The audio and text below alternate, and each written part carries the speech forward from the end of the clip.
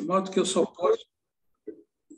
que eu só posso, felicitar a CIB por ter escolhido esse excelente convidado e desejar-lhe muito êxito na apresentação que ele vai fazer hoje. Eu imagino que, no meio de tantas atribuições, deve ter sido um gesto realmente de generosidade atender a esse pedido, a essa hora da noite. Então, saúdo o meu ex-colega e lhe desejo uma bela apresentação.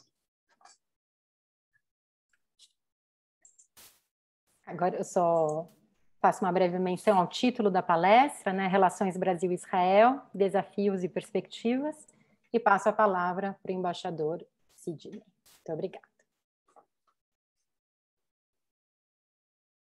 Sidney, você está no mute.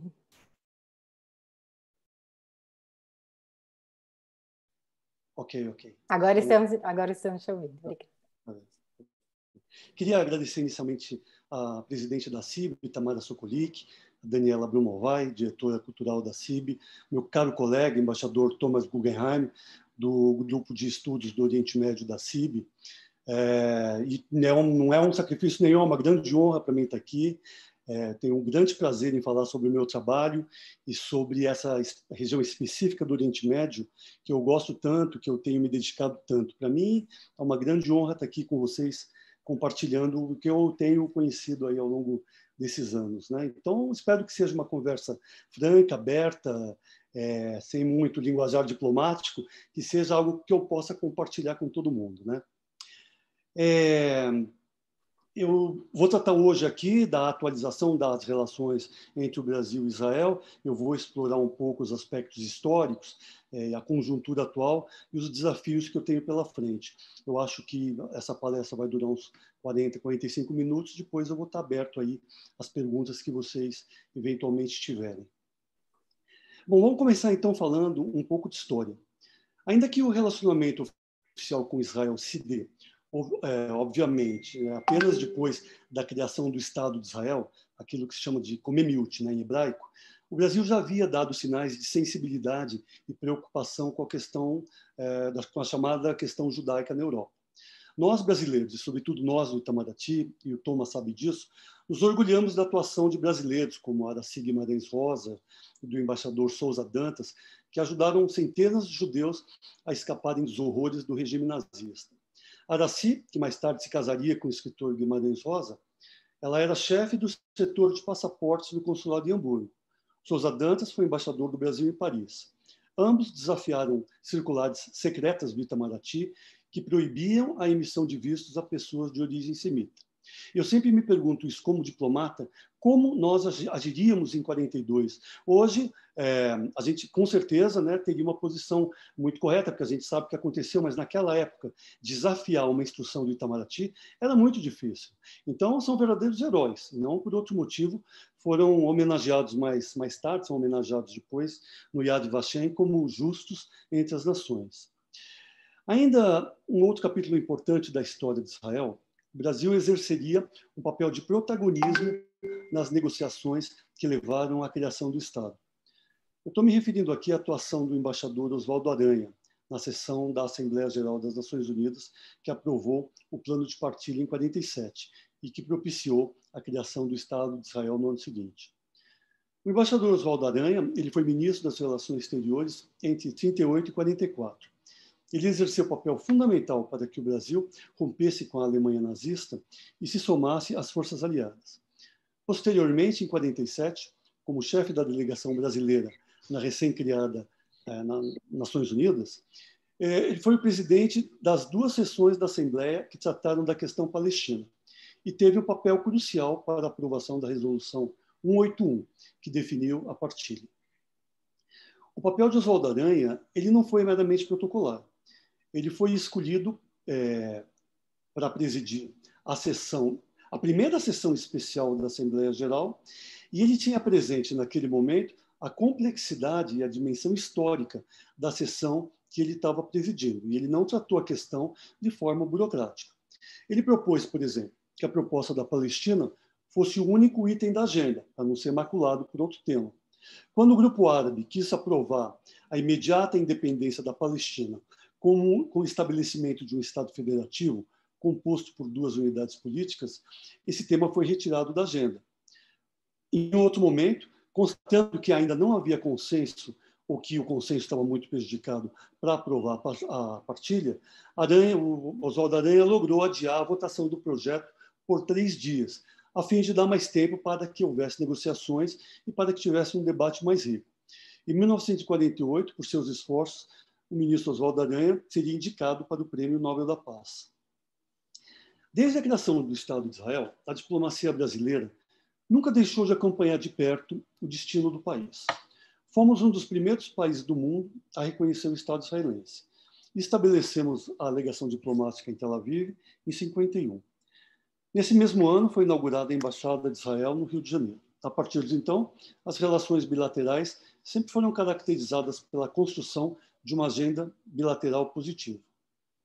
Embora correta e cordial, e embora fortemente calcada em valores da tradição judaico-cristã que compartilhamos, Brasil e Israel, nós sempre tivemos a percepção de que o relacionamento com Israel esteve sempre aquém do seu potencial. Sempre houve um sentimento de que havia várias áreas complementares da agenda que não estavam sendo exploradas. Tínhamos uma comunidade judaica forte, expressiva e ativa, e tínhamos judeus brasileiros que migraram, que fizeram aliar, o que justificaria um adensamento maior das relações. Mas nós não víamos um volume maior da diplomacia bilateral. Em áreas como a agricultura, por exemplo, a gente sempre via a história dos kibbutz, né? Israel se transformando numa potência agrícola nos anos 50, 60, e a gente via aquela experiência que podia ser agregada aqui, e, no entanto, faltava algum link, faltava alguma substância nisso, né? A experiência na área de energia renovável também, em vários setores. Então, era uma coisa que, ao longo dos anos, a gente se perguntava, né? Falta alguma coisa para dinamizar esse relacionamento. Esse relacionamento morno, ele pode ser explicado, eu entendo, por vários motivos. Talvez Israel e Brasil estivessem demasiadamente engajados em seus projetos nacionais específicos naquele momento e não fossem complementares tais projetos. Por exemplo, Israel poderia estar buscando consolidar o seu Estado e o Brasil estaria mais preocupado em buscar os maiores mercados para sustentar o seu desenvolvimento interno. Pode ser que também naquele momento esse era mesmo o nível em que se davam as relações entre países que não eram limítrofes ou eram mais distantes, talvez seja um fato natural. Mas tem uma terceira hipótese que a gente tem que considerar também. Pode ser que houvesse um certo atrelamento do relacionamento com Israel com a questão palestina, ou seja, um constrangimento de expandir essas relações enquanto não houvesse uma solução com a questão palestina. E não só a causa palestina, mas também as relações com o mundo árabe, de um modo geral. Era como se um adensamento das relações com Israel sinalizasse que o Brasil apoiava um status quo permanentemente indefinido, ou como se estivesse tomando partido de um dos lados. O fato é que não existia um relacionamento que correspondesse ao potencial dos dois países. Esse quadro, essa sensação de estar com o freio de mão puxado, ele mudou com a eleição do presidente Jair Bolsonaro. Já durante a campanha, o presidente sinalizou que as relações entre os dois países sofreriam uma reorientação. Foi um compromisso de campanha muito claro, muito ostensivo do presidente, que ele manifestou logo, ele reafirmou logo depois que tomou posse. Passou-se a ver o fortalecimento das relações com Israel, tal como vemos hoje, como algo independente da questão palestina, ou seja, a dificuldade em se buscar uma solução para o conflito entre Israel e a Palestina não pode ser um inibidor das relações bilaterais Brasil e Israel. E o Brasil entendeu que poderia dar essa guinada sem alterar suas posições no conflito. Nós continuamos a defender uma solução de 2 estados, mas enquanto ela não chega, não há razões para não aprofundarmos as relações com Israel. A visão é de que o avanço das relações com Israel, em áreas como agricultura, na área acadêmica ou inovação, trariam mais desenvolvimento para o Brasil e para o povo brasileiro. E isso era mais importante do que a gente atrelar a nossa agenda há um conflito do qual muito pouco podemos fazer para resolver. Esperar a solução do conflito eternamente seria condenar áreas do nosso desenvolvimento a troco de nada. E isso tudo não prejudica o nosso apoio ao Estado palestino, que, repito, reconhecemos e que apoiamos o seu pleito se tornar um Estado independente, próspero e vivendo em paz com Israel. Essa é a posição do Brasil. De fato, a partir de 2019, as relações entre Brasil e Israel foram alçadas a patamar inédito de prioridade. A intensificação do fluxo de visitas, os contatos de alto nível, os novos temas da agenda bilateral demonstraram de forma clara o objetivo de diversificar o diálogo e de forjar um relacionamento estratégico de longo prazo. Evidentemente, esse sinal o sinal mais evidente dessa nova fase talvez tenha sido a vinda do primeiro-ministro Netanyahu para a posse do presidente Jair Bolsonaro em janeiro de 2019, que foi a primeira visita de um primeiro-ministro israelense no exercício de seu mandato. E também, em março de 2019, o presidente Jair Bolsonaro retribuiu o gesto e visitou Israel acompanhado de uma grande comitiva com a participação de ministros, parlamentares e empresários. Na visita foram firmados uma série de instrumentos bilaterais em áreas-chave como ciência e tecnologia, defesa, segurança pública, aviação civil, segurança cibernética e saúde. Mas o que Israel tem a oferecer ao Brasil? Apesar da reduzida dimensão territorial, são apenas 20 mil quilômetros quadrados, pouco menor que Sergipe, e de uma população relativamente pequena, 9 milhões de pessoas, Israel, como todo mundo sabe, hoje é uma potência tecnológica e militar, uma economia pujante graças a um robusto ecossistema de inovação. O país ocupou o 5º lugar mundial no índice de inovação em 2019, à frente de Estados Unidos, o 8º, Japão, o 9º e Singapura. O Brasil tem 45º lugar. Israel ocupa o 20º lugar no ranking mundial de competitividade e lidera o ranking de competitividade no Oriente Médio e Norte da África. É o país que investe a maior proporção de seu produto interno bruto em pesquisa e desenvolvimento, quase 5% do PIB, liderança que manteve em quase todos os anos ao longo de sua década, da última década. O setor financeiro israelense é bem desenvolvido, com a 2ª melhor disponibilidade de capital de risco do mundo, o que estimula um setor privado centrado em inovação.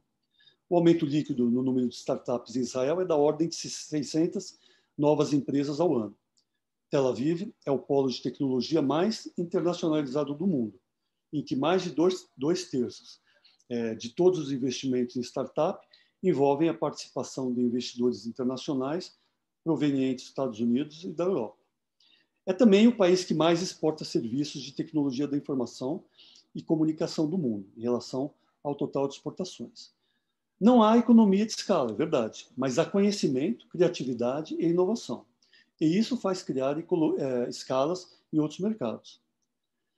Tomei o tempo de listar todas as conquistas israelenses para demonstrar o enorme potencial do relacionamento com Israel para o Brasil. Temos muito a ganhar com essa aproximação, sobretudo em 5 áreas: ciência, tecnologia e inovação, defesa, educação, agricultura e cooperação espacial. Eu vou comentar rapidamente cada uma dessas 5 áreas, começando com a área de ciência, tecnologia e inovação.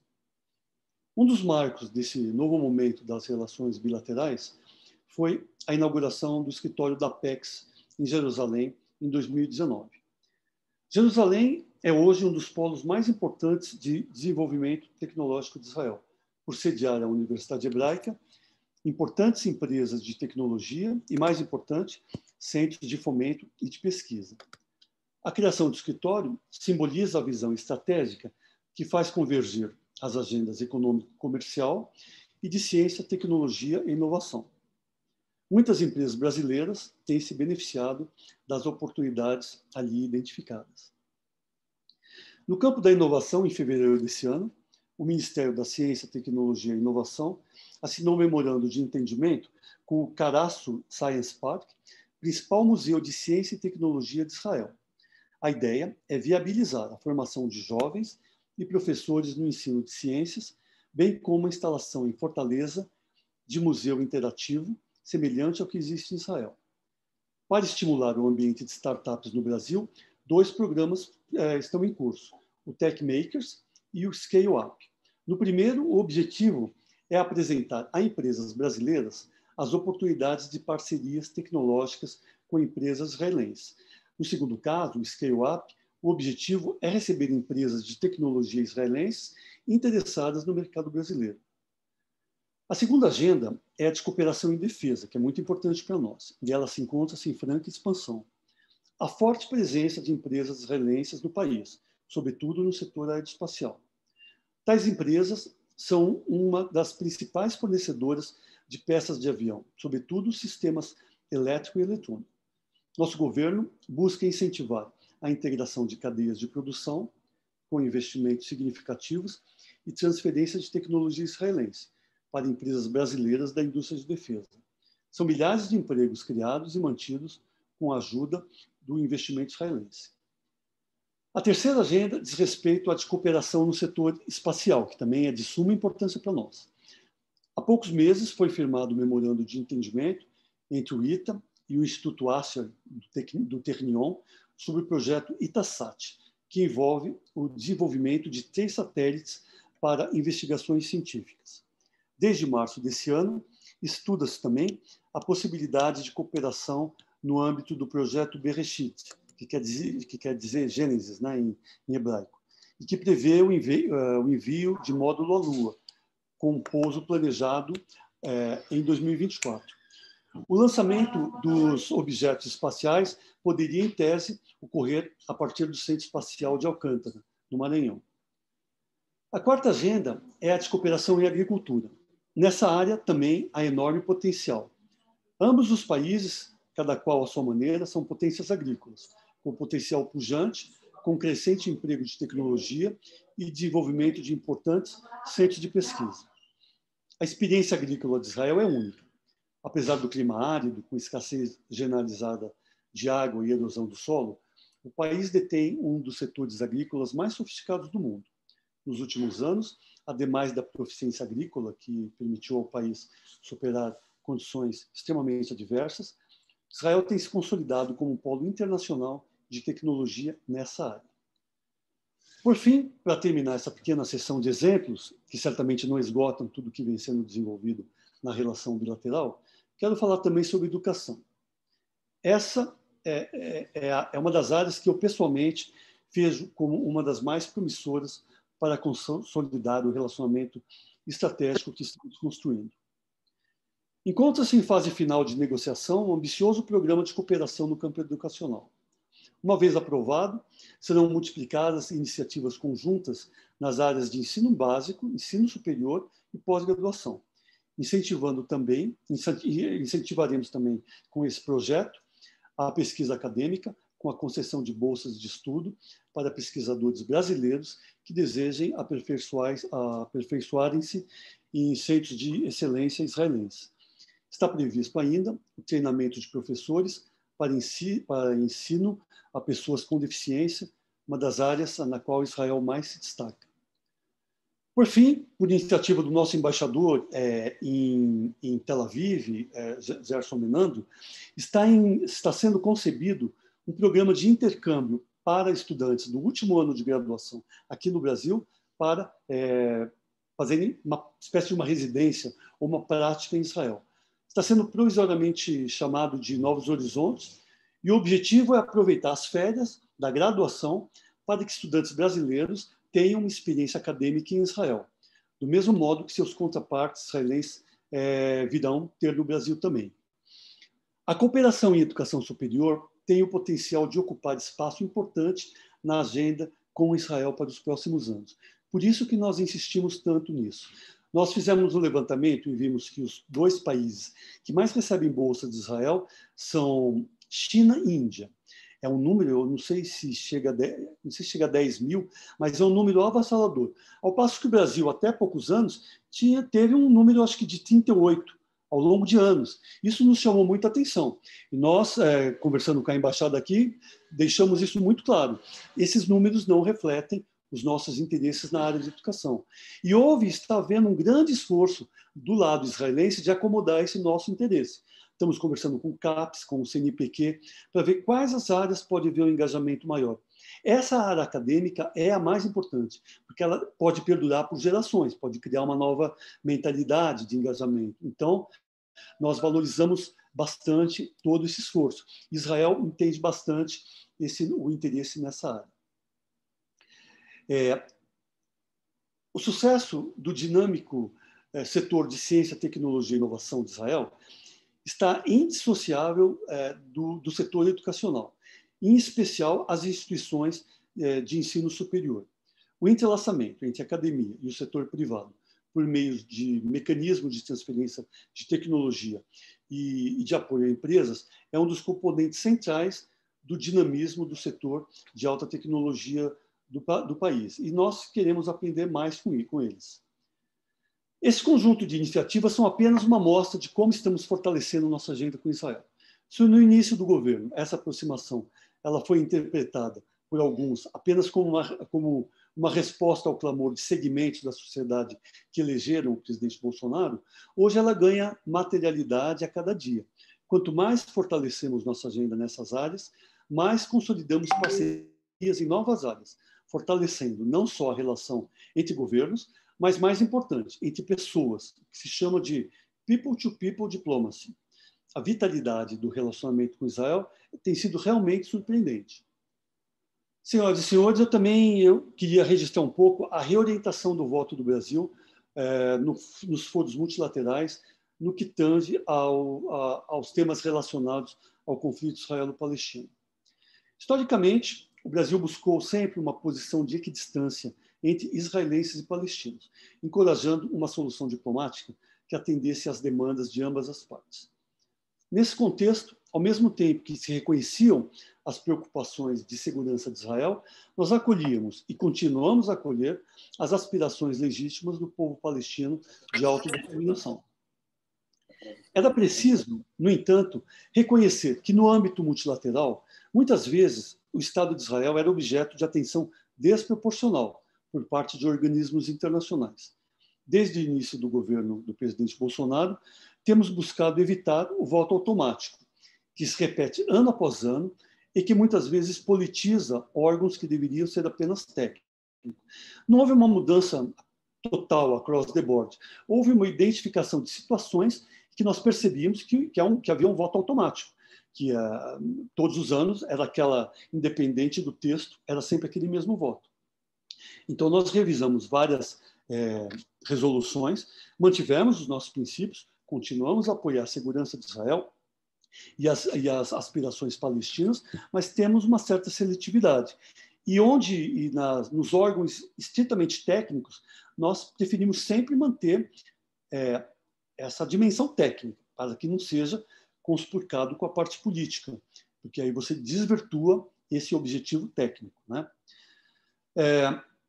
Por fim, muito importante também, outra consequência positiva da aproximação com Israel no âmbito multilateral tem sido também esse interesse do Brasil em fazer parte da IHRA, que é a Aliança Internacional em Memória do Holocausto.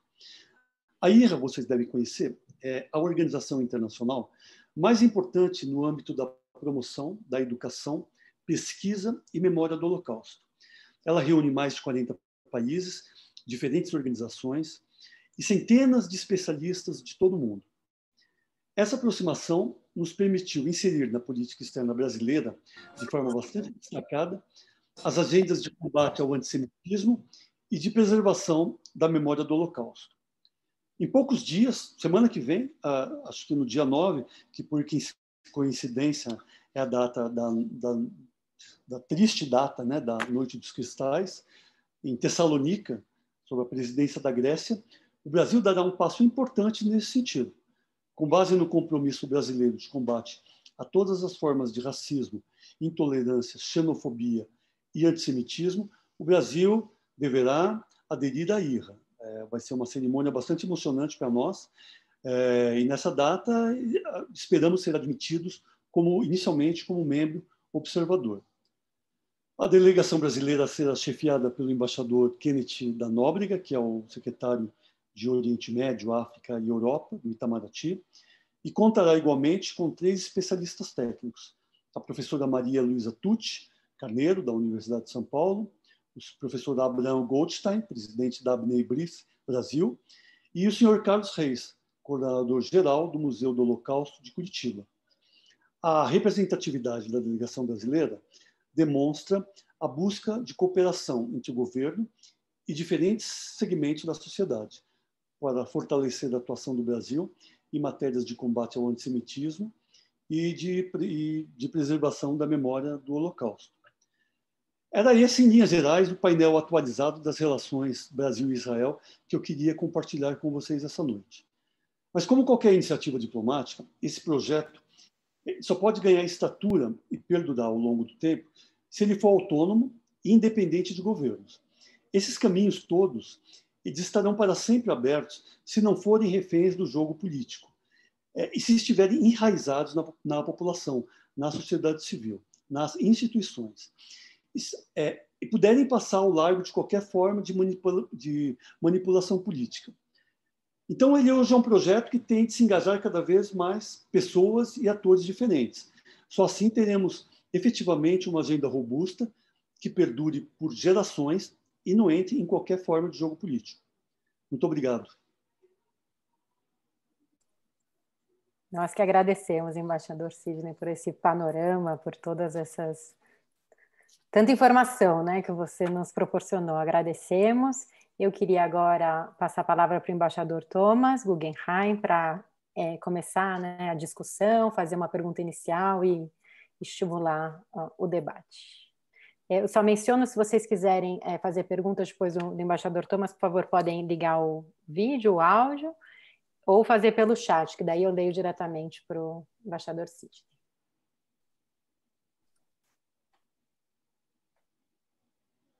Thomas está no mute. Eu gostaria de fazer uma pergunta. Morad, só um minutinho, que o embaixador Thomas vai só fazer Perdão. Falar um pouquinho sobre a experiência, sobre a perspectiva dele, do Grupo Sul de Oriente Médio, e depois, logo depois você já entra, Morad, fica tranquilo. Tá bom. Daniela, eu queria só sugerir que quem quiser fazer pergunta, sem escrever no chat, pode colocar o nome no chat também, ou levantar a mãozinha amarela. Levanta a mãozinha, por favor, que a gente faz uma lista, uma ordenzinha. Por favor, eu agradeço, levantar a mãozinha. Mas embaixador Thomas, depois o Mourado, já temos 2 ainda. Thomas está sem som, Thomas, está sem som. Thomas. Desculpa.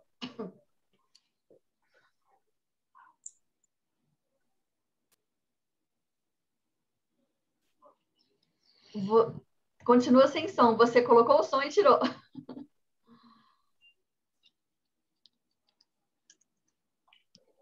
E agora? Agora sim. Bom. Vocês veem que a tecnologia dos judeus no Brasil está um pouco mais atrasada do que a dos patrícios lá no Oriente Médio. Mas eu queria manifestar inicialmente a minha gratíssima surpresa pela profundidade e extensão da cooperação entre Israel e Brasil. Embora eu acompanhe esses assuntos, eu notei que, pelo menos na imprensa, as notícias não são relatadas nesse nível de detalhamento. Há muita coisa que eu acredito que, mesmo pessoas interessadas no assunto, não tenham tomado conhecimento. A minha mais grata surpresa foi a decisão política do Brasil de aderir à Aliança Internacional de Recordação do Holocausto. O Uruguai é membro da aliança desde o começo, e são cerca de 40 países, e, além dos países, uma série de organizações no mundo inteiro, até ligas de futebol aderiram a essa aliança. E o valor dessa aliança não é simplesmente o combate ao antissemitismo. Há muitas formas de combater a nível nacional, legislação, como temos no Brasil. Enfim, a importância dos dispositivos da aliança é que foi possível, pela primeira vez, definir com uma razoável clareza aonde terminam as críticas normais, legítimas à política israelense, que terá os seus defeitos, as suas deficiências, daqueles excessos que caracterizam já o antissemitismo. Quer dizer, pode-se criticar à vontade a política israelense em qualquer campo, mas partir para propostas que impliquem automaticamente o desaparecimento do Estado judaico, sob a forma ou pretextos variados, como, por exemplo, aquele famoso slogan que é repetido em inglês nas manifestações no mundo inteiro, né? From the river to the sea, que é uma forma codificada de dizer que os palestinos devem ocupar todo aquele espaço territorial entre o Rio Jordão e o Mediterrâneo e, portanto, isso implica no desaparecimento do Estado de Israel. Então, a adesão a essa aliança vai cumprir essa finalidade.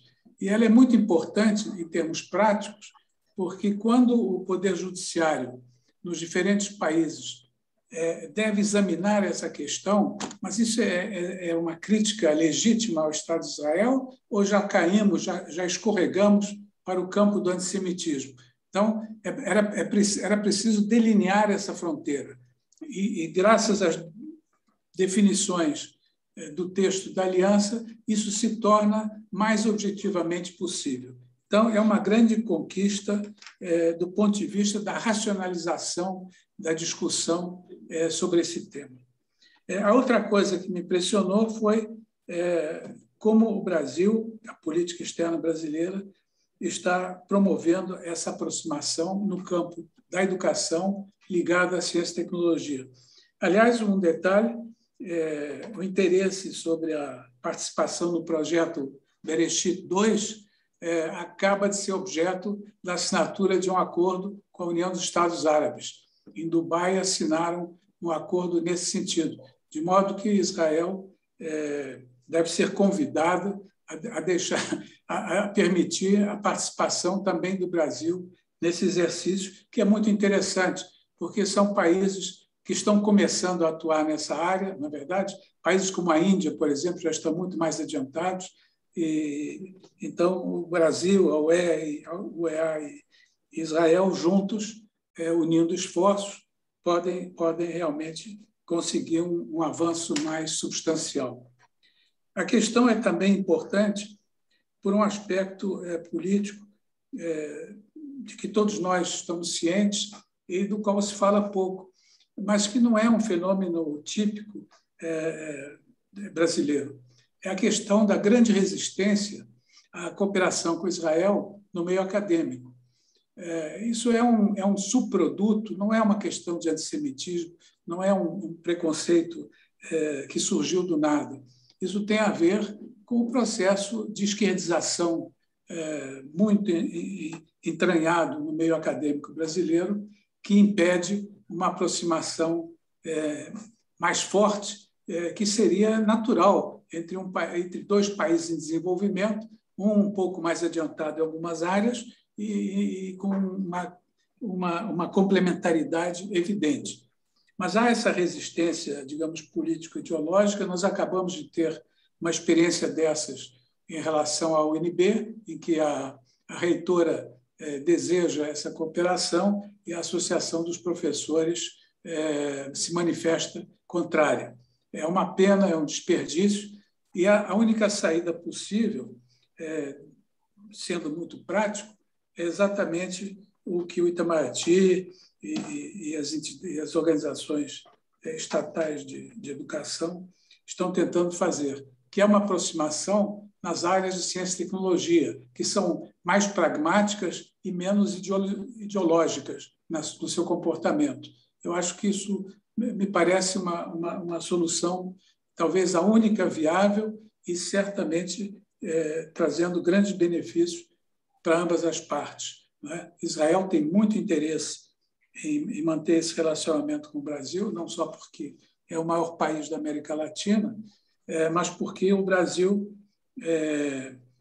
se manteve durante décadas, na prática, afastado de Israel, embora, do ponto de vista formal, no plano bilateral, as relações fossem normais, ocasionalmente a política internacional, principalmente no plano multilateral, obrigava a tomar partido por uma linha anti-israelense que, às vezes, atingia aos raios da irracionalidade, como acontece com algumas decisões de Assembleia Geral ou do Conselho de Direitos Humanos ou da Unicef. Sobre isso, sempre havia uma preocupação ou uma inquietação do lado brasileiro, do lado da comunidade judaica, que não leva isso também tão a sério. Quer dizer, a comunidade judaica não está... gostaria muito de ver uma aproximação cada vez maior, como a comunidade libanesa também, com o Líbano, a Síria, enfim, a Palestina, existe essa simpatia, mas não leva a coisa ao ponto de se indignar, nem de fazer manifestações. Mas, de qualquer forma, comparando com outros países, era mais frequente a Argentina se declarar não isenta ou não se manifestar em certas situações, enquanto que o Brasil, no plano multilateral, nunca no bilateral, muitas vezes aderia a posições muito antagônicas, muito hostis. E ainda recentemente houve um caso desses, mas ninguém leva isso. Há uma perfeita compreensão de que o grande relacionamento e tem que ser bilateral. Até porque, nos últimos anos, como o nosso colega sabe, as relações bilaterais de Israel com o resto do mundo evoluíram positivamente de uma maneira até espantosa. Não só os acordos de Abraão, que chegaram às manchetes, mas as relações com os países africanos, no plano bilateral, são extraordinários. Israel mantém relações diplomáticas, relações de cooperação, às vezes até em setores mais íntimos, como defesa e segurança, com muitos países africanos. E de modo que, se a UEA, inclusive, conseguiu recentemente o status de observador na União Africana. Então, embora no plano multilateral, o colega que serviu na ONU sabe disso, existe um certo grau de esquizofrenia no comportamento dos países, que, na verdade, é um jogo de habilidade. No plano multilateral, se manifestam de uma forma até para preservar a política de blocos, e no plano bilateral a conversa é outra. A mesma coisa acontece, inclusive, em qualquer organismo internacional. A União Europeia, às vezes, é dura com os países na negociação comercial e, bilateralmente, ela diz, não, esse é problema lá dos funcionários da comissão, nós aqui somos muito amigos e tal. De modo que toda a sua palestra, além de ter sido extremamente ilustrativa, foi tranquilizadora, no sentido de que a área bilateral, que é onde está a força possível do relacionamento e canalizadora da verdadeira aproximação, vai de vento em popa. Nós só esperamos que o Brasil possa, ao longo do tempo e até por razões orçamentárias, colocar o input necessário para corresponder a essa expectativa, porque é preciso realmente algum esforço, porque essas áreas não vivem de retórica, essas áreas vivem de projetos concretos que exigem um aporte de algum recurso econômico, mas principalmente de envolvimento de instituições e de pessoas. Então, mais uma vez, as minhas felicitações, e eu convido aos colegas da CIB que me ajudem nesse exercício de obter o máximo de informação nessa palestra realmente tão ilustrativa. Agradeço muito ao colega pelo esforço que fez em elencar tantos temas e com a profundidade realmente necessária para dar uma visão absolutamente concreta do que está acontecendo. Muito obrigado. Obrigada, embaixador Thomas. Embaixador Sidney, o senhor prefere responder a pergunta ou juntar um número de perguntas e responder depois? O que o senhor prefere? Prefiro juntar um número e responder depois. Então, Morad, quer fazer a próxima pergunta, por favor? Bom, boa noite. Parabenizar o palestrante pela objetividade de um tema que imaginávamos bastante complexo. Eu tenho duas questões muito rapidamente. Uma é se nas relações bilaterais os dois lados têm que ganhar. Nas 5 áreas elencadas, ficou muito claro o que o Brasil ganha com essas áreas. A pergunta é: o que Israel ganha tendo uma relação bilateral dessa magnitude com o Brasil? E das 5 áreas elencadas, todas elas bastante pertinentes, eu pergunto se a área da cultura também não é uma área específica a ser trabalhada como uma 6ª área, porque ela tem um valor, pelo menos do meu ponto de vista, bastante significativo, para não resumir ou não reduzir as relações bilaterais a aspectos que, no fundo, tem a ver com a economia, né? Com as questões de um futuro desenvolvimento de geração de riquezas. Essa é a primeira questão. A outra questão é, complementando um pouco o que o professor Thomas colocou, a questão, ele deixou claro a questão do BDS nas universidades brasileiras, que é uma questão que preocupa e ela é crescente, né? A gente teve alguns exemplos no Brasil, inclusive uma muito desagradável aqui na Universidade de Brasília. Mas o jogo político é pesado, é um jogo muito difícil de ser travado. E para lembrar, se hoje, de 2019 para cá, evoluiu muito bem essa questão bilateral, hoje, Brasil e Israel, mas num período imediatamente anterior, pelo menos o livro do ex-chanceler Celso Amorim deixa isso muito claro no livro que ele lançou, que acho que chama-se Doha, Teherã, e não me lembro mais. São 3 capitais. Ankara. Hein? Ankara, não é? Ankara, acho que sim. Que ele mostra a guinada do Brasil para uma outra... outro... Enfim, Israel aí dança, mas dança mesmo, né? Então, o que pode ser feito para que esse jogo político acabe sendo realmente uma política de Estado, dos dois lados? Obrigado e, mais uma vez, parabéns pela palestra. Gabriela, você é a próxima. Não sei se você quer... Você vai ligar seu áudio?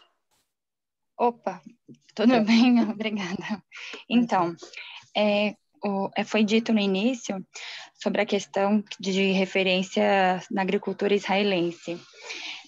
O meu trabalho, quando eu me formei em jornalismo, a conclusão do TCC foi sobre a Community Supported Agriculture, que é muito conhecido, CSA, que originalmente dizem que surgiu no norte da Alemanha, com o alemão Trogó, acho que é assim que fala, meu alemão é muito horroroso, quase nada, e ocorre que esse movimento, ele chegou na Alemanha e repercutiu no mundo inteiro sobre agricultura sintrópica, pequenos grupos que plantam alimentos diversos e alimentam esse grupo, e o residual eles vendem para as comunidades próprias.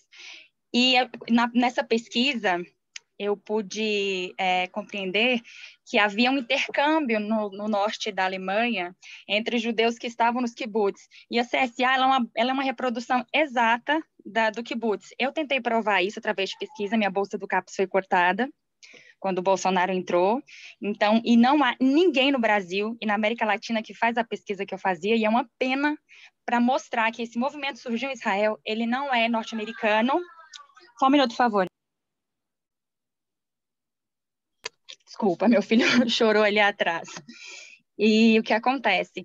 Eu percebo que, mais do que nunca, esse movimento de tratar o CSA é muito importante no Brasil, esse momento que o Brasil volta para o mapa da miséria, da fome, e a gente voltar a ensinar a população a plantar dentro de casa. É possível plantar algumas coisas dentro de casa para poder combater a fome e a miséria. É possível, baseado no kibutz.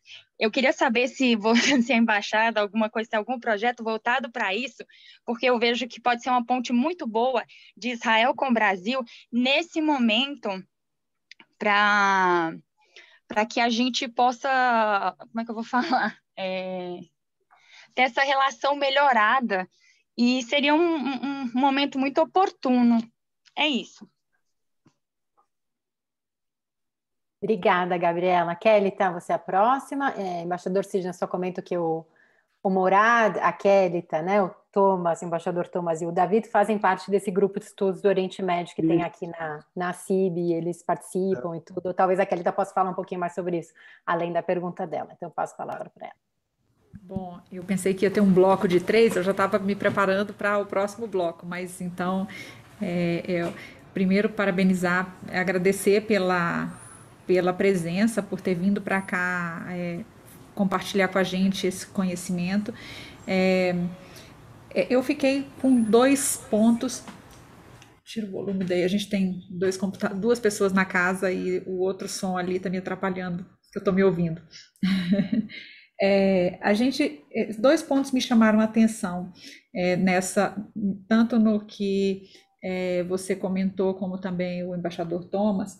Essa questão de esquerda-direita, hoje a gente acabou se perdendo um pouco a referência do que é esquerda, o que é direita, e se tem uma noção de as universidades brasileiras são de esquerda, Israel é de direita, os palestinos são de esquerda, portanto, as universidades precisam se aliar aos palestinos. E acaba perdendo muito da referência dos parâmetros iniciais do que seria esquerda-direita, porque, na minha concepção, Israel é um Estado que se institui sob a base de uma ideologia de esquerda, né? Os kibbutzim são a evidência mais clara disso. Então, eu me sinto incomodada quando eu vejo alguma coisa relacionada a esse emparelhamento, ou seja, esses 2 blocos, esquerda e direita, que coloca Israel dentro de um bloco de direita, e que, de alguma forma, isso acaba excluindo quem, por exemplo, se identifica com Israel, mas não se identifica com a ideia de direita que a gente tem aqui no Brasil. Então, esse é um dos pontos que eu anotei aqui como que me chamaram a atenção, e que tem a ver com as universidades, né? Então, se tem um pouco, quase nulo, essa relação do governo israelense com o Brasil, no sentido de fomentar as relações bilaterais nas universidades, de quem deveria ser a iniciativa para que pudesse haver uma parceria maior entre acadêmicos, para a gente poder, por exemplo, dirimir, assim como Israel faz determinados movimentos para levar jornalistas para conhecer a realidade em Israel e na Palestina, para poder ver em loco e poder evitar receber informação de agências internacionais que eles nunca conheceram a realidade. Então, há todo um programa de levar jornalistas, e por que não haver esse programa de fomento entre as universidades, entre pesquisadores, para que dentro das universidades comece a desfazer um pouco esse mito dessa polarização direita e esquerda que emparelha universidades brasileiras com Palestina contra Israel.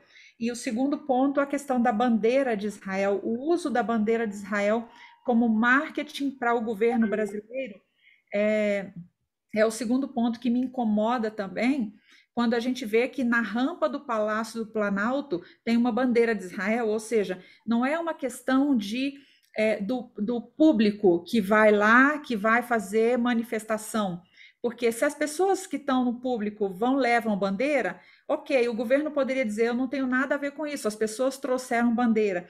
Mas quando está na rampa do Palácio Planalto a bandeira de Israel com a bandeira brasileira, de alguma forma está emparelhando as duas bandeiras, como se houvesse uma aliança bionívoca, para usar uma palavra do meu pai, nessa relação, como se fosse uma relação completamente estreita, o que na verdade não é. Então, assim, eu queria entender um pouco do lado da estratégia do governo brasileiro de colocar esse emparelhamento que não existe de fato, mas colocá-lo como se fosse uma bandeira. O que eu faço? Eu respondo agora? Embaixador Cid, acho que pode começar a responder, a gente faz a segunda leva, porque tem bastante coisa. Tá bom. Eu queria começar agradecendo ao meu colega, o embaixador Guggenheim, pelos complementos que ele fez após a minha apresentação, fazendo um panorama bastante atual, situando Israel com todos os desafios que tem hoje, sobretudo a questão do antissemitismo, mencionando a aliança, que é um tema muito caro para nós, e o senhor tem toda a razão. Nós já deveríamos ter entrado há muito tempo. Aqui no continente, a Argentina entrou também, o México entrou, o Uruguai. Era inexplicável o Brasil não ter entrado até então. Era realmente inexplicável. Mas vamos ver se semana que vem a gente consegue correr atrás desse prejuízo. Para ser parte do IRA, você tem que ter credenciais para isso. Você tem que ter uma legislação que coíbe práticas de antissemitismo, memoriais, educação, currículo escolar. Então, o Brasil tem se credenciado. Nós temos esse museu de Curitiba, que é o Carlos Reis, que uma excelente iniciativa que consegue reproduzir ali a memória do Holocausto em território brasileiro. Esse memorial que foi construído no Rio e foi inaugurado há pouco tempo também. Tudo isso a gente vai apresentar agora em Tessalônica semana que vem. Contamos com o apoio da Alemanha, de Israel, para fazer gestões junto aos membros, e é a nossa grande expectativa. E se conseguirmos isso, vamos tentar fazer uma cerimônia no Itamaraty e dar bastante divulgação, chamando setores da sociedade civil, entidades ligadas ao combate ao racismo, ao antissemitismo, e vamos celebrar isso em grande estilo. Queria responder a pergunta do Murad. O livro se chama Teherã, Ramala e Doha. Eu me lembrei depois. Foi escrito pelo Celso Amorim, é verdade, acho que na década até 2010, por aí, né? Você me fez duas perguntas. O que Israel ganha? Israel ganha muito. Israel, quando você faz um acordo, as duas partes ganham, senão eles não entrariam. As duas partes. Então, o Brasil está ganhando bastante, está recebendo bastante tecnologia, conhecimento de Israel, mas o Brasil está abrindo seu mercado de 210 milhões. Quando você faz um acordo de transferência de tecnologia, por exemplo, você facilita o estabelecimento de empresas israelenses aqui. Eles vão ter mais acesso a mercados. Vai haver uma interação maior. Então, é um jogo em que todos ganham. E isso que é o bom, né? Que todo mundo consegue satisfazer os seus interesses de uma forma saudável, harmônica, que envolve as pessoas, né? A outra pergunta que você me fez foi sobre cultura, né? Sim, há uma preocupação com isso. Tel Aviv, acho que juntamente com o Líbano, com Beirute, são as duas únicas cidades ali no Levante que têm um centro cultural muito ativo. Nós investimos muito, é um centro cultural que, antes da pandemia, recebia frequentemente artistas brasileiros ligados ao cinema, ao balé, folclore. Eu que servi lá, sou testemunha disso, o Festival de Cinema, era uma agenda muito dinâmica, talvez a maior do Oriente Médio, inclusive superior à do Líbano, né? Então, mas você tem razão, a gente pode se pensar também no acordo cultural, mas na lista de prioridades a gente prefere essa área. Eu acho que é mais interessante fortalecer essa parte acadêmica, ciência e tecnologia, onde você tem uma capilarização maior desses benefícios junto às populações. Você falou também do BDS, né, nas universidades. É um tema muito emocional, essa questão dos boicotes, da falta de investimento e tudo mais. Mas mais preocupante que isso tudo é o vínculo do antissemitismo com essa questão política. Isso é uma coisa realmente preocupante, quando você vê as universidades levantarem bandeiras antissemitas para criticar Israel, isso é um dado preocupante. Há pouco que a gente possa fazer enquanto governo. Há uma legislação e quando existe um enquadramento, essas pessoas são punidas.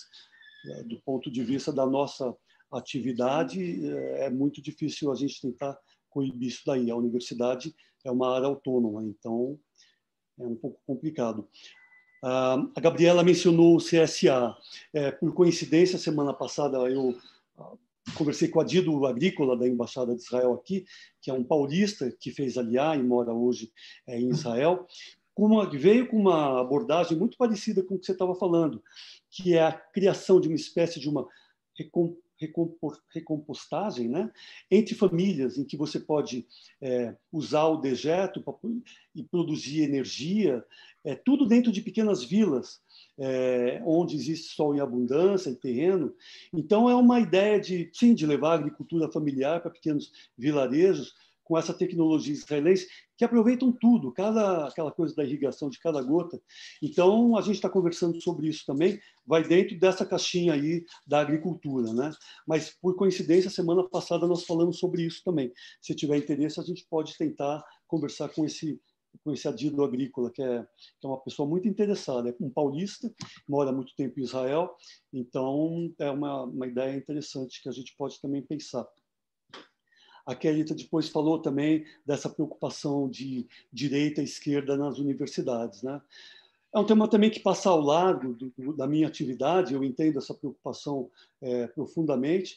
Há uma divisão, como em todas as áreas, também na universidade, e é uma pena a gente ver questões tão sérias, né, sendo manipuladas, assim como você falou da bandeira, por exemplo, né? A bandeira de Israel, é a segunda bandeira que mais se vende depois da brasileira, é a de Israel.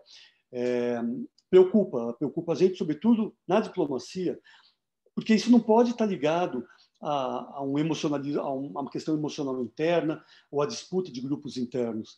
Nós estamos falando de povos. Então, quando a gente assume um compromisso com Israel, quando a gente firma um acordo com Israel, a gente firma em nome de 200 milhões de brasileiros. O Bolsonaro, quando assina um tratado, gostem ou não, ele está representando os brasileiros. E o sucessor dele vai ter que honrar esse tratado, né? Para não fazer o que os iranianos fizeram quando expulsaram os americanos, em 79.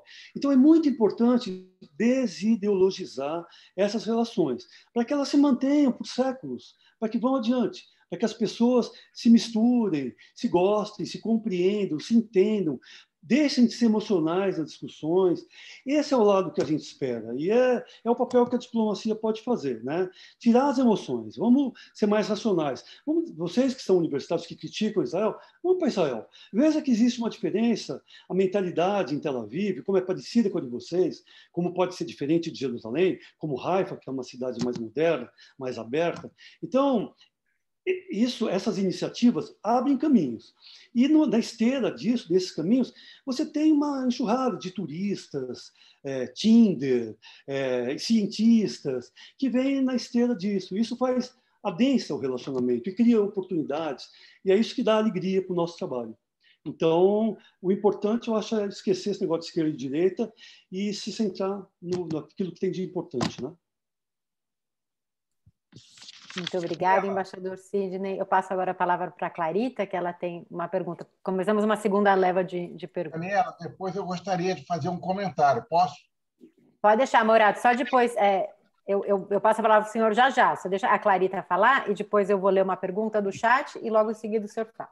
É Davi, minha filha. Davi, você está me ouvindo? A gente sabe que é o senhor Davi Preciado, a gente só trocou. Gostaria de fazer um comentário. Não sei se vou agradar ou não vou, mas eu tenho algo a dizer, sim. Sim, a Daniela vai chamar o senhor, tá bom? Se possível, eu gostaria. Bom, embaixador, primeiro, muito obrigada pela disponibilidade do senhor e pela, até, eu diria, coragem de abordar um tema que invoca paixões, né? Israel invoca paixões, não apenas o país, mas todos os problemas que cercam Israel. Eu tenho uma observação a fazer e uma pergunta, se o senhor não se sentir à vontade, claro, entenderei porque sei das limitações do seu papel como diplomata, né? Mas, embaixador, eu estou um pouco, né, nessa lida e nesse contato com a MRE há um certo tempo, né? Sou aqui de Brasília, sou bacharel em Relações Internacionais, tenho uma interface muito frequente com o MRE, e lhe confesso, isso não é nenhuma manifestação de simpatia ou antipatia ao governo, mas que, de fato, houve uma mudança nesse governo. E sinto até mais, ouso dizer, embaixador, o senhor fique à vontade, obviamente, para não comentar, que já percebi entre colegas do senhor uma certa nota de antissemitismo. Eu me lembro que na Faculdade de Direito, quer dizer, de Relações Internacionais, foi lançado um livro que me chamou a atenção, eu li, mas era fora do mainstream da época, que era The UN Gang, Antissemitismo, Corrida Nuclear, não sei o que, nas Nações Unidas. E naquela oportunidade eu comprei o livro, eu li, adorava livros que iam contra a corrente, né, digamos, do politicamente correto, de que a ONU, sim, estava articulando para o benefício de todos. Na época eu li uma informação que, anos mais tarde, numa lida específica com relação à resolução sobre Jerusalém, aquela resolução da Unesco, que sempre trazia o nome de Jerusalém em árabe, porém não no nome em hebraico, eu vi aquilo na prática, sabe, embaixador? Infelizmente. O que eu li naquele livro anos antes, né? Que o fato dos árabes serem muitos, né, cada país um voto, isso dava um poder de barganha enorme e sempre fazia com que Israel ficasse isolado, ou seja, nas Nações Unidas, o que prevalecia com relação às sanções ou manifestações em relação a Israel não era exatamente o melhor direito internacional, senão digamos assim, o resultado de uma barganha, ou de um poder de barganha muito maior por parte dos árabes, né? E além aquele livro, infelizmente, e eu vi confessado na boca de alguns personagens que fizeram parte da negociação diplomática e que eu não posso realmente declinar o nome desses personagens, mas naquele livro se dizia o seguinte, que inclusive infelizmente, as carreiras diplomáticas do mundo inteiro, tá? Diplomatas, colegas do senhor, almejando postos de relevância em organismos internacionais, faziam questão de jamais contrariar os árabes. Afinal de contas, eram eles que depois iriam votar se aquela figurinha iria ou não ser um juiz de uma Corte Internacional de Justiça, ser um diretor de um importante organismo internacional, ascender na carreira diplomática no sistema ONU ou, para além dele, em postos bastante rentáveis, né? Então, a primeira observação que culmina numa pergunta implícita seria isso: o quão os avanços cognitivos e políticos, acredito, dessa nova gestão, desse novo olhar fresco para Israel vão ser garantidos ao longo do tempo. Eu não estou falando dos próximos 4 anos. Numa democracia saudável, os governos se alternam, né? Independentemente de uma reeleição, haverá uma mudança de governo em algum momento, fatalmente. Isso me preocupa bastante e me preocupa também, volto a dizer, infelizmente, uma certa nota, e falo isso com tristeza porque tenho grandes amigos diplomatas, tá? Uma certa nota de antissemitismo por parte de colegas do senhor, inclusive colegas que serviram em Ramallah, colegas que estão ali, talvez do lado, né? Digamos assim, no departamento ao lado, se não ali na missão ao lado, né? Essa seria uma primeira observação. O senhor, eu entendo qualquer limite que o senhor tiver para fazer esse comentário. A segunda coisa seria o seguinte: na linha do que a Kelita falou, e outro colega nosso, eu tive a oportunidade de ir para Israel a convite do Estado de Israel, antes mesmo de me aproximar da CIB, isso no ano de 2011 ou 2012, para um programa do Moshe Dayan Center, da Universidade de Tel Aviv, sobre conflito árabe-israelense. Comigo, tinham 15 pessoas, a maior parte muçulmanos, praticantes. Eu achei isso fantástico. Eu nunca vi algo tão democrático e tão no mérito acadêmico. O professor, então, o diretor Uzi Rabi, que era o diretor, eu acho que é ainda, do Instituto Moshe Dayan Center, elegantérrimo, de uma elegância acadêmica, ouvia os maiores desaforos, até eu diria, né?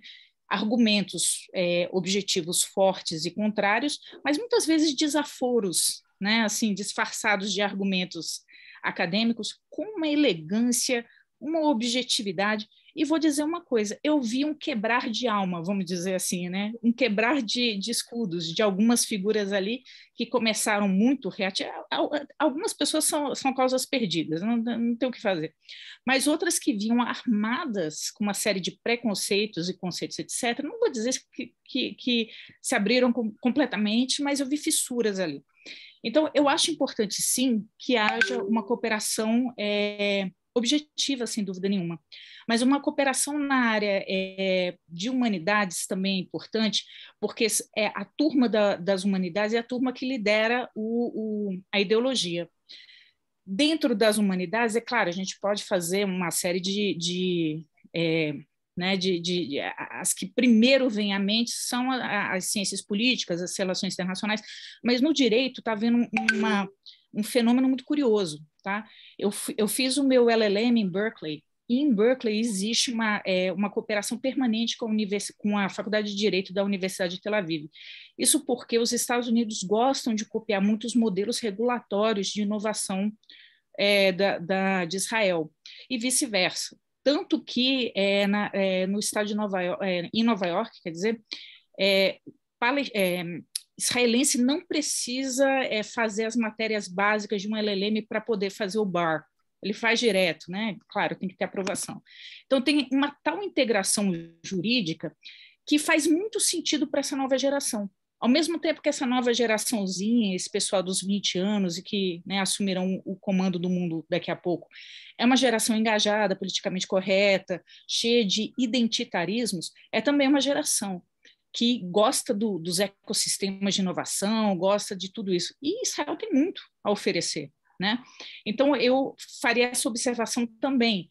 Perfeito, cuidar da parte da cooperação na área de exatas, ótimo, excelente, mas a de humanidades é perfeita. E digo até mais, uma colega minha que fez mestrado em Harvard teve uma experiência de cooperação em Israel que não foi tão boa quanto a que eu tive.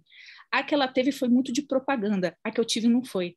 Foi de muita seriedade acadêmica, tanta seriedade que parece que eles escolheram justamente as pessoas que iam bombardear o Zihab de perguntas e desafios acadêmicos. Enfim, foi uma experiência única. Eu nunca vi nada do gênero em qualidade e objetividade acadêmica. Para mim, nunca vi. Eu tinha ainda mais uma pergunta, embaixador, mas eu acho que eu já falei demais e vou passar para o Preciado, né? Um minutinho, Clarita, só vou ler a pergunta da Joconda, que ela estava logo em seguida. Eu vou ler, tá? O Sidney, a pergunta dela. O Brasil desistiu da transferência da embaixada para Jerusalém? Ou essa questão nunca foi realmente cogitada, como chegou a ser anunciada pelo ex-primeiro-ministro Netanyahu? E agora, Preciado, se o senhor quiser finalizar essa leva de perguntas, depois abrimos para a próxima com o Vitor.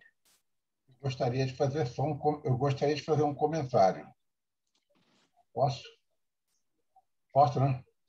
Bom, eu gostaria de agradecer ao embaixador e ao nosso Dr. Sidney Leon os comentários feitos e trazidos à baila aqui agora.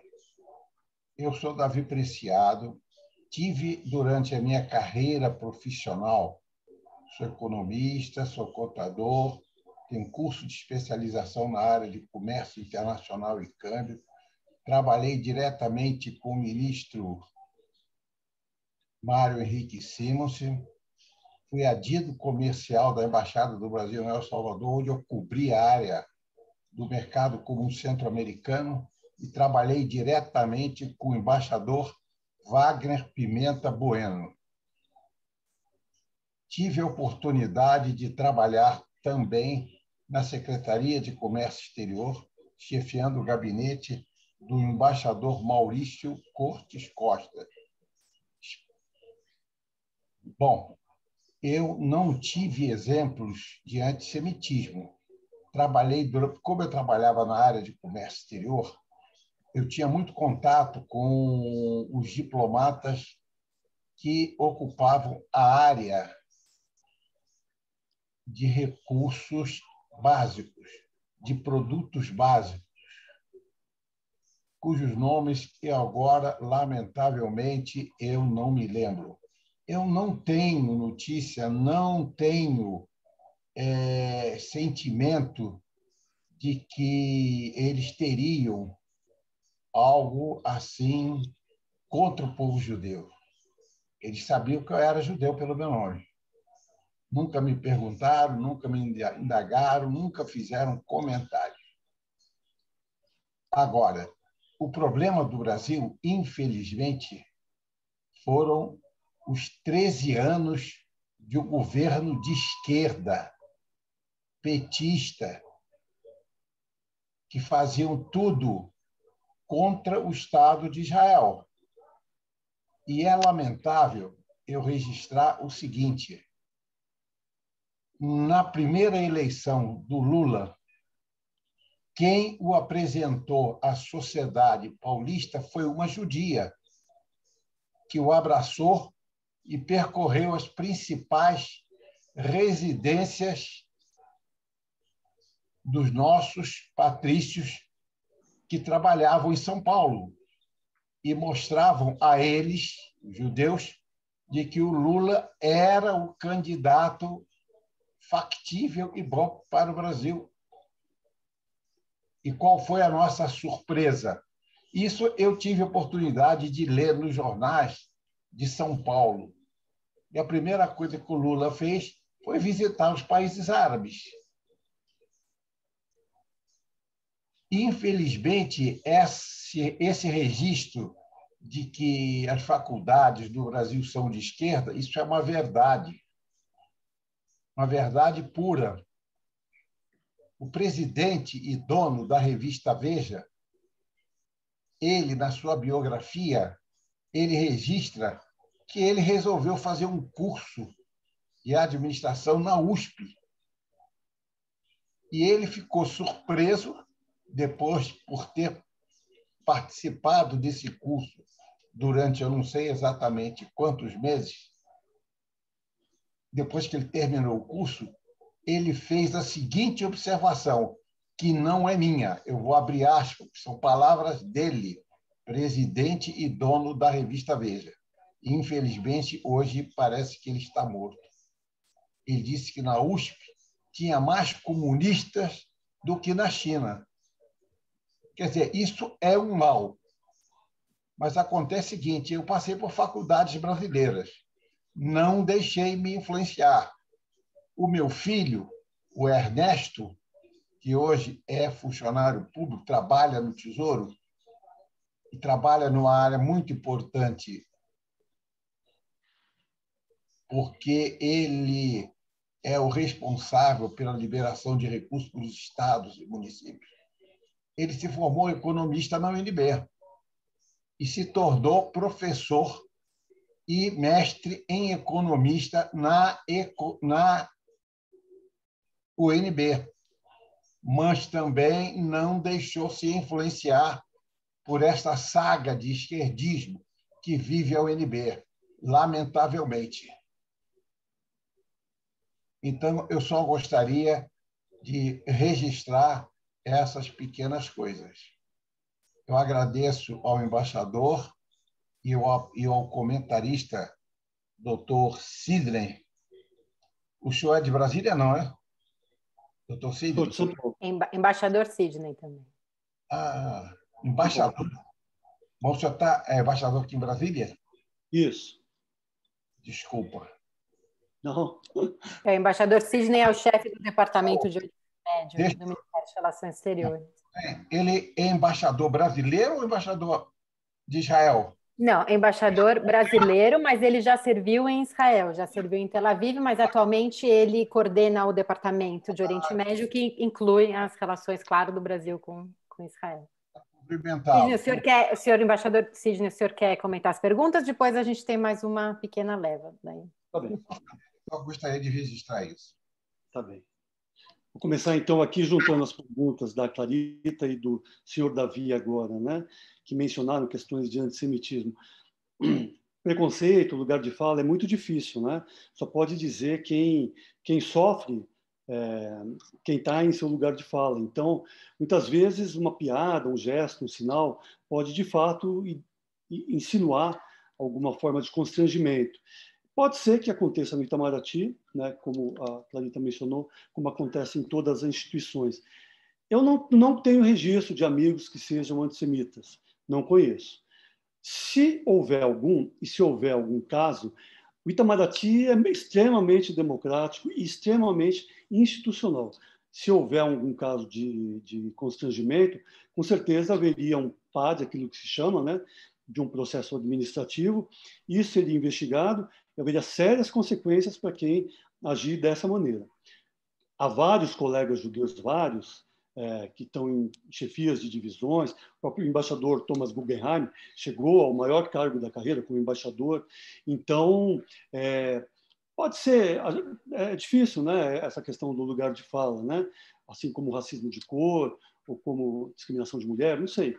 Há várias maneiras de você constranger a outra pessoa de formas indiretas, né? Então, eu não conheço casos de antissemitismo ostensivo assim, mas se houver, e se isso for provado, com certeza a instituição para que eu trabalho apuraria e a pessoa teria grandes consequências a pagar por esse ato, né?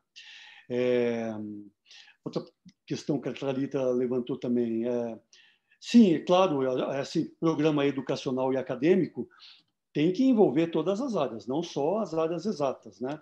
Por isso que é importante ter um bom engajamento das universidades, ter uma boa divulgação dessas propostas.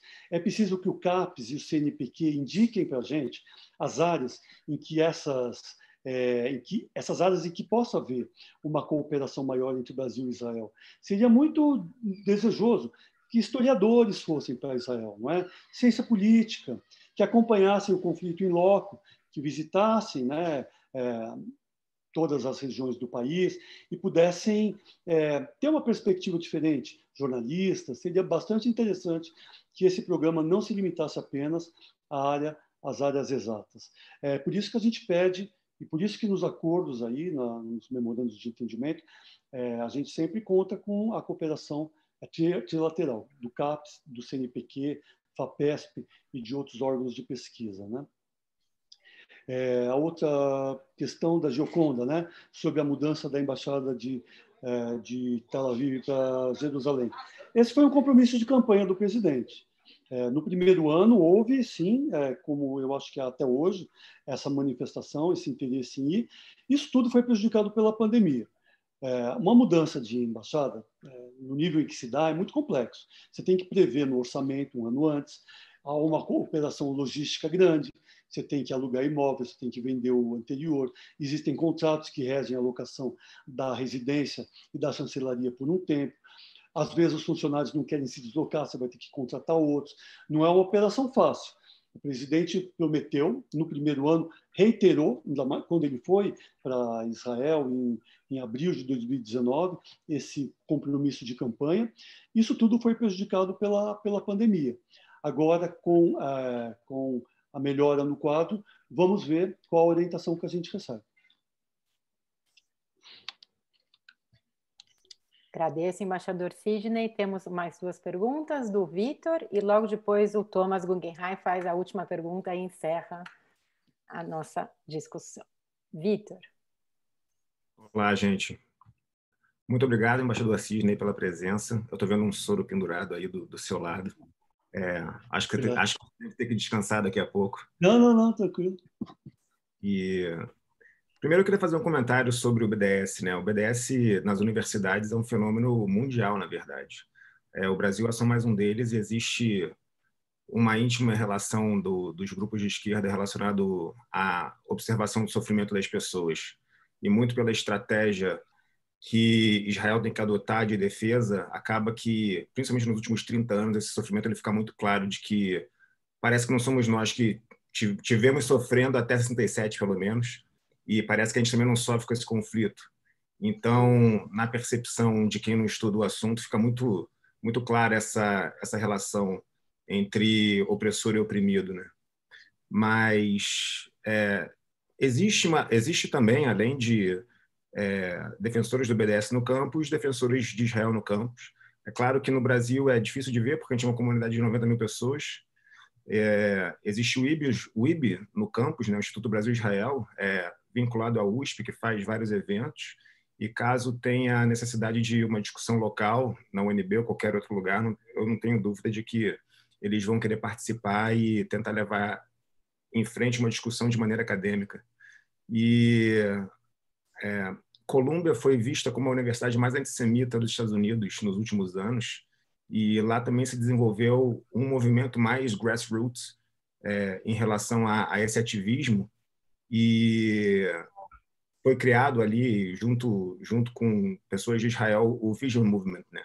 Que é um movimento sobre esse enlightenment, essa visão do que é o ser sionista do ponto de vista do israelense e para a comunidade judaica internacional. Então, vale a pena ver essas duas coisas, dica para a galera. Então, entra no IB, e o Vision Movement também é bastante interessante de ver. A minha pergunta ela tem a ver com isso, né?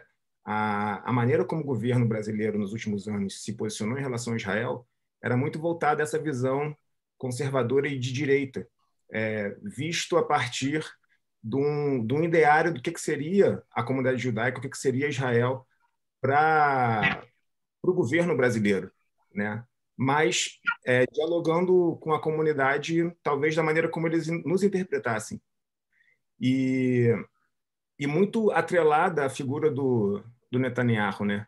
Agora, com a mudança de governo, como é que tem sido a relação do Brasil com o novo governo vigente hoje? Obrigada, Vitor. E agora, para encerrar, embaixador Thomas.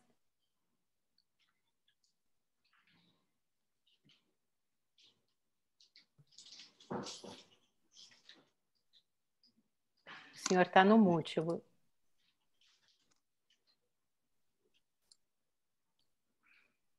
Estou mudo ou não? Agora sim, agora sim. Eu tenho a impressão de que o computador anda fazendo das suas, porque eu não estou tocando em nenhum controle e ele está tomando suas próprias iniciativas.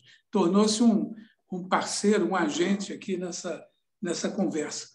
Mas eu gostaria de começar por dizer que uma chancelaria tenta interpretar o interesse nacional, tenta ser uma instituição de Estado e não de governo. É claro que essas coisas não são inseparáveis, porque quando um governo assume, ele passa a ser o porta-voz do interesse nacional eleito pela maioria da população. Mas, mesmo assim, as chancelarias tendem a manter uma certa distância, tentar preservar uma certa frieza no exame dessas coisas e afastar-se, na medida do possível, de certos conflitos de política interna que prejudicam a política externa. Na verdade, você, para tratar com o mundo exterior, você deve se abstrair um pouco das questões internas, que muitas vezes levam à polarização, principalmente nos últimos anos e devido às redes sociais e tudo mais. É preciso manter uma certa frieza. E isso pode explicar, às vezes, uma atitude do Itamaraty que se distancia de uma ou outra expectativa.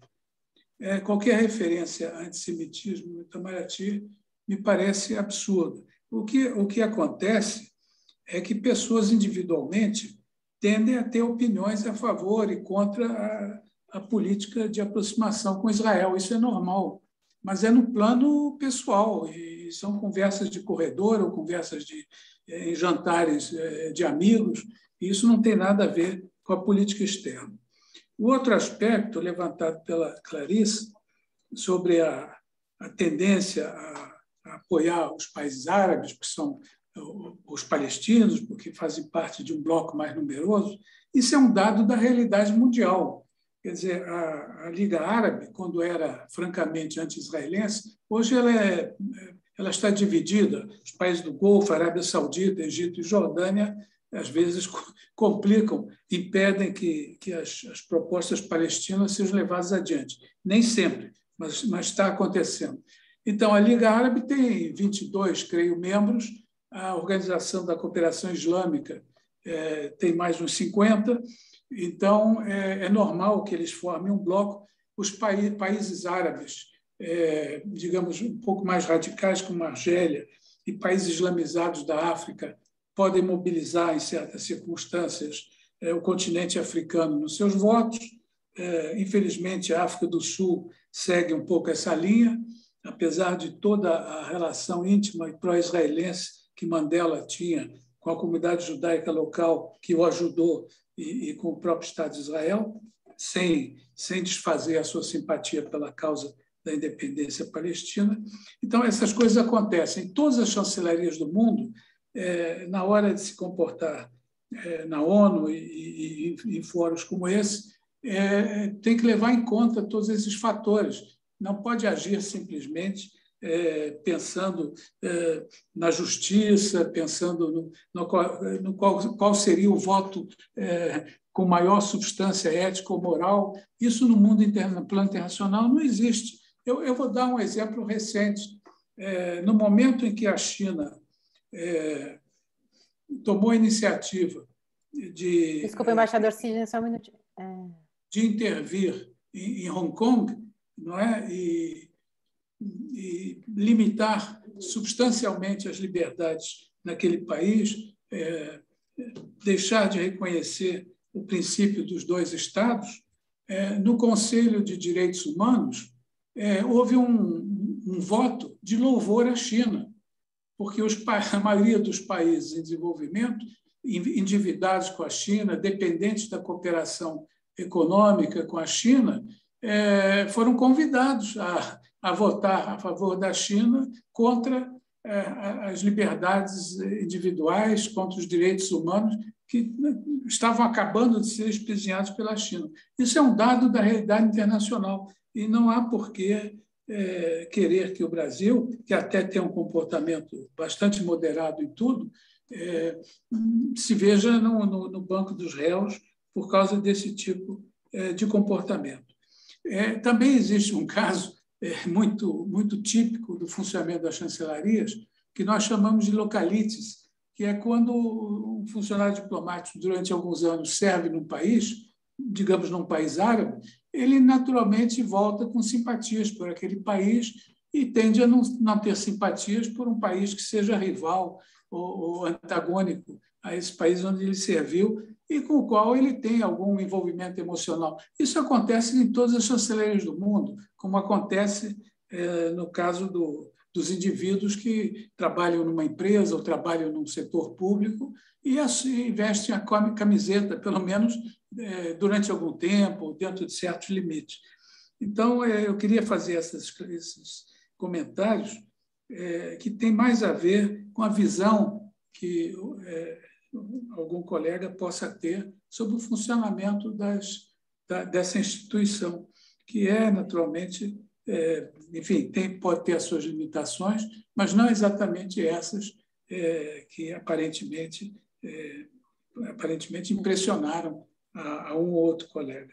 Então, era isso que eu queria comentar a título de despedida e, pelo menos em meu nome, agradecer muito ao Sidney Romero pela sua realmente intervenção completa, profunda, revelando o que há de melhor no Itamaraty, que é a capacidade de trabalhar em função de um quadro amplo da realidade e não se ater a questões circunstanciais, de curta duração ou mesmo de maior duração, mas que não fazem parte da realidade maior, que não, digamos assim, não resistem a uma perspectiva histórica.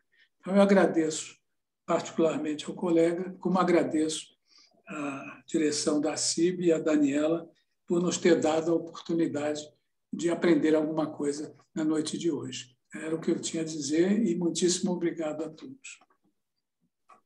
Nós que agradecemos a sua participação, embaixador Thomas. Embaixador Sidney, se o senhor quiser fazer os comentários finais, aí completamos aí no horário como previsto. Muito obrigada. Eu queria agradecer o convite novamente por estar aqui. Acho que o Vitor também tinha feito uma pergunta, né? Tinha comentado sobre o aspecto do BDS, então acho que eu vou comentar rapidamente. É uma pena, né, que esse conflito tenha se tornado tão emocional e tenha virado reféns de grupos diferentes em universidades. Eu tenho uma teoria sobre isso, que é, nesse mar de conflitos que existem no mundo, esse é o conflito mais visado, né? É aquele que é mais escrutinizado desde sempre, porque desde 48 permaneceram ali em Israel 2.000 jornalistas que esperam uma solução de um conflito que não chega, e isso põe uma lente de aumento no conflito muito maior do que os demais. Então, quanto mais tempo você leva para resolver isso, mais se explora e mais os grupos se dividem e se torna cada vez mais emocional. E aí entram os sindicatos, os trabalhadores, e vira uma situação que torna cada vez mais difícil o entendimento. É uma pena que isso esteja ocorrendo. Com relação ao novo governo israelense, tanto o Brasil quanto Israel entendem que diplomacias maduras, que governos maduros terão que se adaptar a transformações em favor de um bem maior, que é a durabilidade dessas relações. Então, nós não recebemos nenhum sinal contrário do novo governo israelense, pelo contrário, temos tido um diálogo cada vez mais fluido. Então, da nossa parte, da parte israelense, não houve nenhuma mudança. Com minhas considerações finais, eu queria agradecer mais uma vez o convite, né, que foi feito pela CIB. Foi muito bom bater esse papo com vocês. A gente que vive sempre enclausurado, ensimesmado no nosso mundo, é sempre bom trocar informações, saber como que o nosso trabalho repercute na sociedade, como é que vocês recebem isso, o feedback. Isso é muito importante, saber, inclusive críticas, né? Para saber o que a gente pode melhorar, quais as áreas que a gente tem que enveredar para poder satisfazer os anseios da sociedade. Para mim, também é gratificante estar na presença do embaixador Thomas Guggenheim.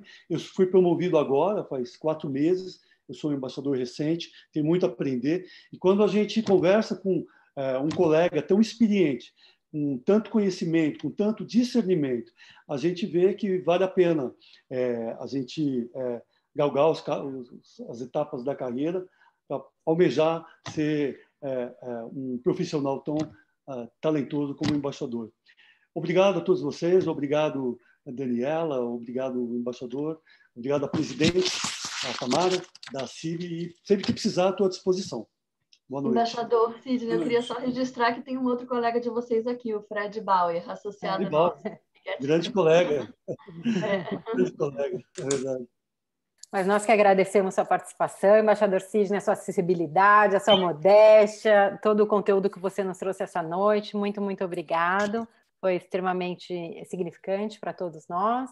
E agradecemos a participação de todos vocês e desejamos boa noite a todos. E muito obrigado por terem prestigiado mais essa iniciativa da CIB. Boa noite. Obrigado, boa noite a vocês. Tá bom. Boa noite. Boa noite. Parabéns. Uma ótima entrevista. Parabéns. Boa noite, gente. A gente agora vai parar de gravar, tá? Tchau, então. Aqui. Parabéns, hein? Parabéns. Valeu a pena. Obrigada, apreciado. Parabéns para todos vocês, Daniela. Estão todos convidados a conhecer, quem não conhece, São Luís do Maranhão. Ah, sim. E obrigado pelo convite também de todos, viu? Obrigada pela presença, Rubem. Aos embaixadores também, muito obrigado. Obrigada. O Brito Azulay é uma família importante. Família grande. Estamos à disposição. No Rio são todos médicos. É mesmo? Isso, tem vários médicos no Rio de Janeiro, inclusive o Daniel Azulay não era médico, é um artista muito conhecido, né? Partiu esse ano. Infelizmente.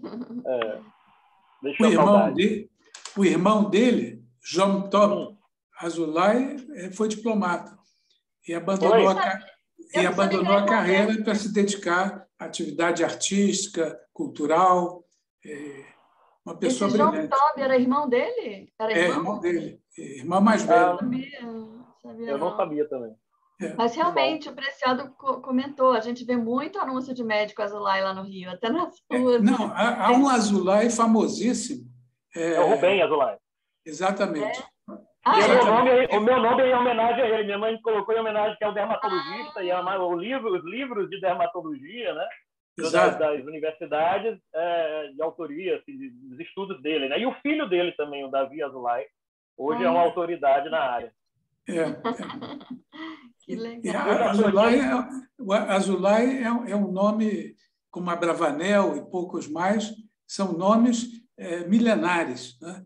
E um dos Azulays mais importantes no judaísmo mundial, embora pouco conhecido, é o assessor econômico do rei do Marrocos e seu amigo, seu agente de confiança, e que sempre desempenhou um papel importantíssimo na relação do governo marroquino com a comunidade judaica. Como é o nome dele? O senhor lembra o nome dele?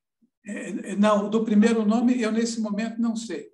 Mas do assessor do rei de Marrocos, Andrés, eu acho que é Andrés. André, isso mesmo. Não é? André, exatamente. Mas, Tom, embaixador, isso em que época? Em que época? Não, até agora. Agora? Sim, são décadas. São décadas em que eles andam juntos. E é muito importante essa posição, porque o rei do Marrocos, independentemente do orçamento do país, é dono tem um poder econômico muito grande, com investimentos numa série de áreas da economia marroquina, empresas de vanguarda, não é? Tem como acionistas o rei. E o nosso Azulay, como acontecia, aliás, com reis e príncipes desde a Idade Média, não é? Era o assessor econômico dele, e seu homem de confiança. Né?